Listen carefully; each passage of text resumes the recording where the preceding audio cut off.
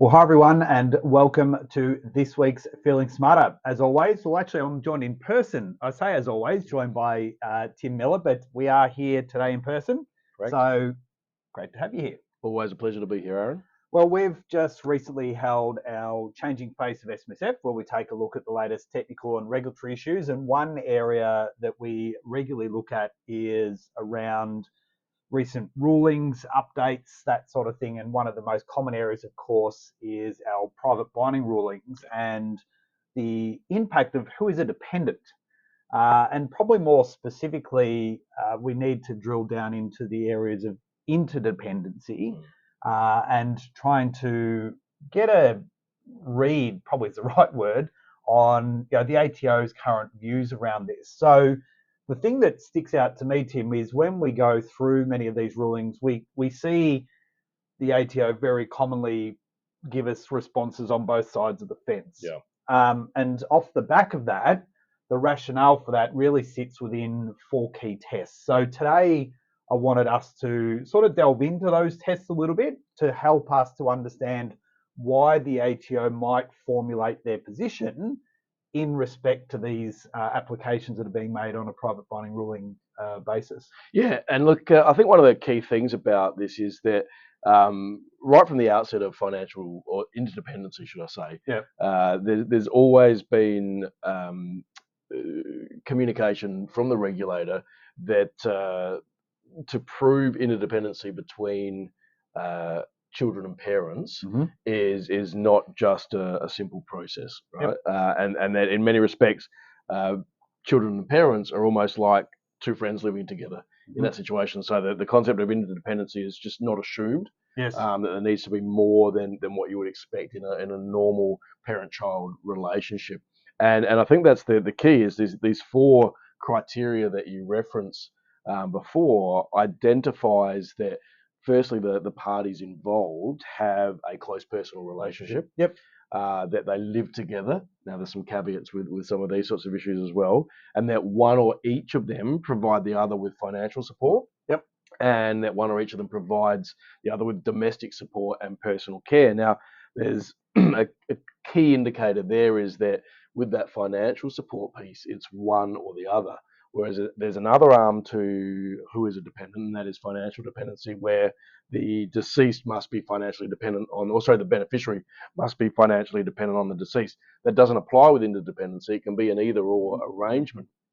But they're the four tests that the ATO require you to pass to be in an interdependency relationship. Now that only applies unless other circumstances dictate that because of ill health, you're actually living apart, and then you don't have to meet the all of the criteria, but you definitely had to meet the close personal relationship.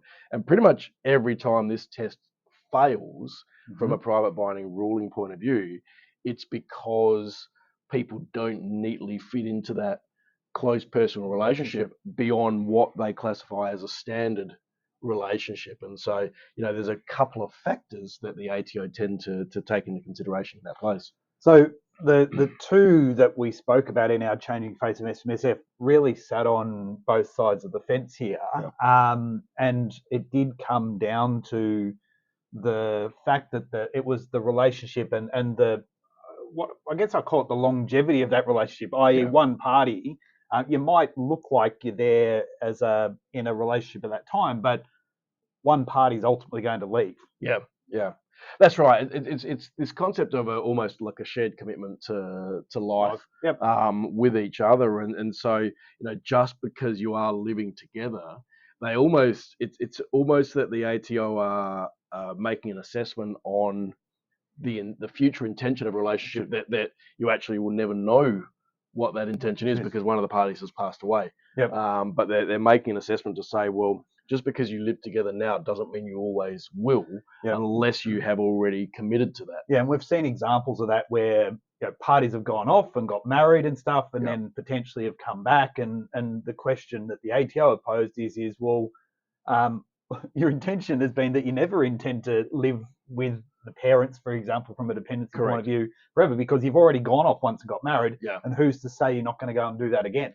No, that's correct. That's correct. Versus those that seem to have success in this space is often where there is long-term care required, Yep. and there is clearly no likelihood that that person was ever going to leave. Yeah, there's a commitment to Yep. see out the life of that individual that, Yep. in essence, the death benefit has come from. That's right. And so, and in certain circumstances, there's also the addition of carers payments and other Yep. things like that that are linked to it. Not that that's a necessity, but that's often one of the overriding sort of factors. And so, Yep. it's definitely an area that, okay, just because you've gone back to move in with either your child or your parent, whichever Yep. way, it doesn't mean that you have this ATO, close personal relationship. So one of the areas, or in this area, I should say, we saw the case law, and we go back to Malik. Yep. So my question to you here is how is the current views different to what we saw in Malik, and what do practitioners need to be aware of based upon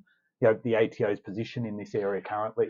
Yeah, so Malik is one where we go back to that original pre-interdependency came in, and we were looking at the definition of financial dependency, and the ATO in that instance deemed that that Mrs. Malik was not financially dependent on her son. Yep. And they challenged it, and so therefore it ultimately, and this is what's key to everything, is it meant that there was tax then to be withheld on the death benefit. And so they challenged the decision by the ATO, and the courts ruled in favour of Mrs. Malik to say that basically the financial dependency wasn't a requirement. There was no like 50% of your income or whatever. It was just that the income you were receiving was required for you to maintain your standard of living. Yep. And so I think what sort of Malik provides for us in this sort of interdependency realm is, okay, the ATO are clearly making a lot more decisions that are not favourable to parties. So will the tribunal, the courts, step in at some point in time? Will somebody say, okay, well, I'm ending up with a large tax liability in these circumstances. Will we try and define what this concept of a close personal relationship actually is, so that then there's a bit more clarity moving forward? Yeah, and I think that's the one thing that stands out with me is the amount of money that